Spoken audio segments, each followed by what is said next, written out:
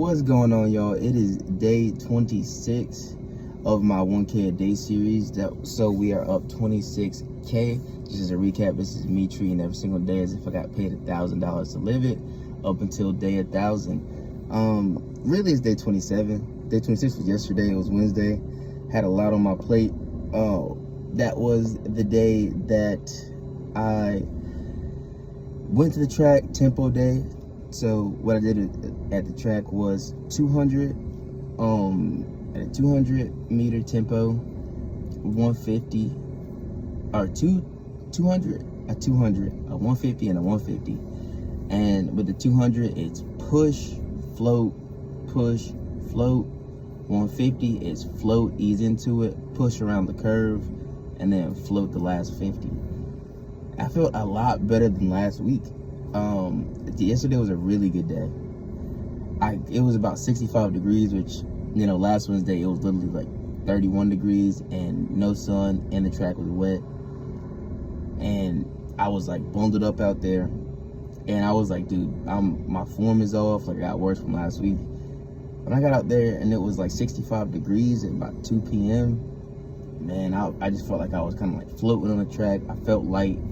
All the form and technique wasn't there. The strides were a little bit too short still. Like, my stride length isn't fully there, and I think that's because I have growing, like, tightness in my groin, so my legs don't want to fully extend and my body doesn't want to really open up that yet. So I'm kind of like staying kind of close in the pocket and not like shooting all the way through and shooting elbows all the way back. But overall, it was a really good day. I felt good. Then hit the gym, did a bunch of my auxiliary circuit on Wednesdays, and my like movement exercises. I just felt a lot looser, and like I'm already knowing when it warms up and it heats up and everything, like, man, I'm gonna be floating out there. Some of this extra weight's gonna fall off, probably around 5 to 10 pounds.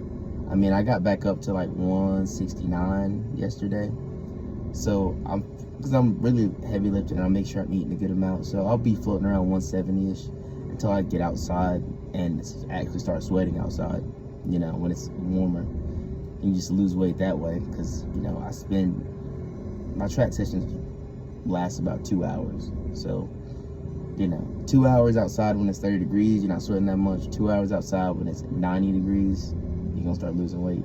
Especially on the track, when you're on the track, it's not gonna be 90 degrees, it's gonna be like 115 degrees on that surface. So you're gonna be cooking, losing weight that way. So that's something to be mindful of in the summer. Try to keep my track sessions as efficient as possible, so I'm not spending too much time out there in the heat, because that does fatigue you and it weaken you up a bit. I realized that last year. But yeah, man, yesterday was a really good day. I'm kind of tired today. Today's my active recovery day, but I'll speak on that a little bit more in the next video, so I'll keep this one short. These tempo days though are really nice, man, because I get to open up and I get to build up a little bit of lactic tolerance. Now, they're not super made for lactic tolerance. It's not like a super lactic day where I'm like going 85% at 200 meters. But since I'm a beginner, or, you know, somewhat of a beginner, I've been doing this for about a year now, but somewhat of a beginner, you still just get that lactic buildup for running 200 meters, bro. Like, it's just what it is. But yeah, really good day for tempo. And excited to just rest up today. Got a lot of stuff to do outside of, you know, physical activity.